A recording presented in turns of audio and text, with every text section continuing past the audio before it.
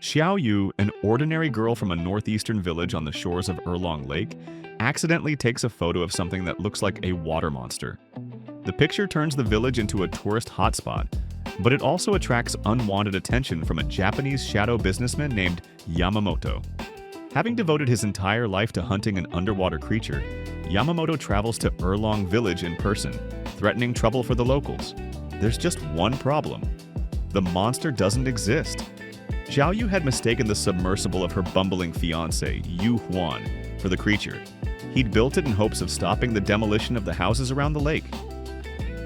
In China, there's a kind of improvised brand loosely referred to as Erlong Hu, a collection of films and series with a northeastern vibe, almost always starring comedian Zheng Hao, who built his career playing rough-edged, uncouth, yet sincere and warm-hearted village simpletons. Zheng Hao doesn't appear in Monster of Erlong Lake, but his spirit is everywhere. Instead of calling in the popular actor for a modest online film, the producers placed their bets on another name. Comedian He Huan, not yet as widely known but promising. They offered him not only the lead role but the chance to direct the film himself.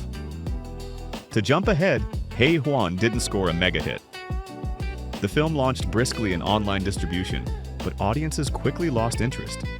Partly because there's no actual monster, despite the title's promise, and partly because the movie doesn't work well as a comedy. It drags, with plenty of empty scenes that neither advance the story nor change anything, and the characters too often slip into farce for farce's sake, not particularly original and not very funny. It feels as though He Huan fell into the trap of loving his material too much, unable to trim the film in editing by cutting the amusing but ultimately pointless improvisations.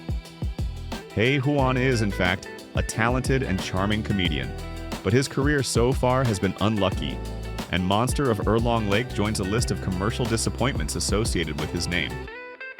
Still, his intentions were honest.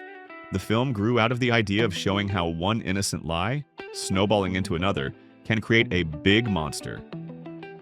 Its heart is in the right place. The characters band together to defend their village and stand up to an outsider. Unfortunately, the outsider angle doesn't quite work either.